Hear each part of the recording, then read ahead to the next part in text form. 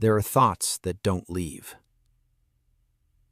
Not because they're important, not because they're unresolved in any obvious way, just they stay. A conversation, a moment, something someone said or something you didn't say. It surfaces, you move through it, and then it surfaces again. You've probably noticed that trying to stop thinking about it doesn't work. If anything, the effort makes it more present, not less. There's a reason that happens, a specific mechanical reason, not a personality flaw, not a sign that something is wrong with you. And understanding it changes what those returning thoughts actually mean. During the day, when you're busy, everything feels fine. But at night, when everything goes quiet, something begins to surface. A conversation from months ago, a sentence you never got to finish, the way someone looked at you, and what you still haven't figured out it meant. You replay that moment, like a film stuck on a single frame. Even after you've told yourself it's over, move on, it comes back. A lot of people call this overthinking. Over time, that label becomes its own weight, carrying the thoughts and the feeling that something is wrong with you for having them. But what if that label isn't accurate? In 1927, a Russian psychologist named Bluma Zygarnik noticed something unusual about waiters in a restaurant. They could recall undelivered orders in remarkable detail, but the moment an order was completed, the moment the food reached the table, their memory of it nearly vanished. This became known as the Zygarnik effect. The brain does not naturally close an unfinished process.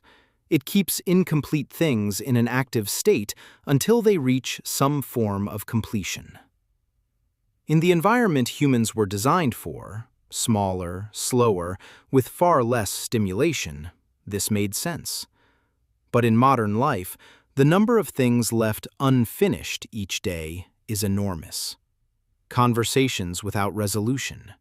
Emotions felt but never processed. Moments where you didn't know what you were feeling because you didn't have time to stop and ask. All of those things stay.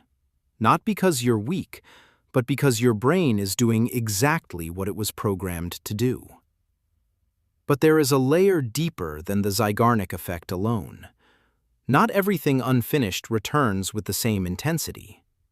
There are emails you haven't answered that don't surface at 2 a.m., but there are conversations, ones from years ago, that still appear, uninvited, in the quiet. Why? The difference is language.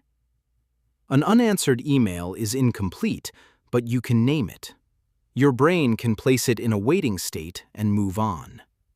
But a feeling without a name, a moment where you don't know what you were feeling or why it mattered, your brain doesn't know where to put it. Imagine a document that's been opened but never named and never saved. The system can't close it. All it can do is keep it running in the background, consuming resources indefinitely. That is what's happening when those thoughts keep returning. They don't come back to punish you. They don't come back because you're not strong enough to release them. They come back because they are waiting for something. Waiting for language. Waiting to be named. This changes what those long nights actually are. Not a battle you need to win. Not a problem that needs solving. A process that is waiting to be completed. When you begin to see it that way, not as a flaw in yourself, but as the behavior of a brain doing its best in conditions it wasn't designed for, something shifts. Not everything disappears immediately, but the weight begins to feel different. Because you're no longer carrying two layers at once, the thoughts themselves and the feeling that something is wrong with you for having them. That weight, the natural weight of things that haven't yet found their name, doesn't ask you to resolve it today. Maybe it only needs a space that's quiet enough to exist in, so that eventually it can be finished. Next week goes deeper into a specific kind of loop, one that many people don't recognize they're inside because it never feels loud enough to call a problem. If something in this video stayed with you, you can save it. Sometimes just knowing there's a name for what you're carrying is enough to begin. This video is part of a series on quiet processing, thoughts that never quite reached language. Made by Clarity, a quieter place for unfinished thoughts. Thank you for listening until the end.